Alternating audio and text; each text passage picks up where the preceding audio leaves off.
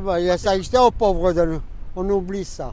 Et vous, est-ce que vous y croyez à la qualif de l'OM en Ligue des Champions? Il reste 4 matchs de championnat avant la fin de la saison et le prochain c'est dimanche soir face à l'OGC Nice au Vélodrome. Et d'ailleurs les joueurs ont été mis sous cloche à la commanderie depuis jeudi soir jusqu'au match. On sent une grosse pression autour du club entre l'énième coup de gueule de Mehdi Benassia, la difficulté que rencontre l'entraîneur Habib Beye et les joueurs qui sont accusés de ne pas mouiller le maillot.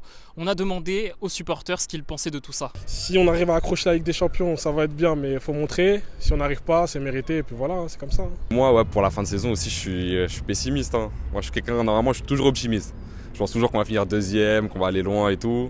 Mais franchement, cette saison, c'est la goutte de trop. C'est trop en dents de scie et moi, je pense que c'est dans la tête. Les joueurs, forcément, c'est les joueurs qui sont faibles dans la tête et ça passe pas, quoi. En fait, je pense que ça a été un mauvais choix de changer le coach. C'était juste après la défaite contre Paris. Je pense que ça a été un mauvais choix. Ça n'a pas été judicieux.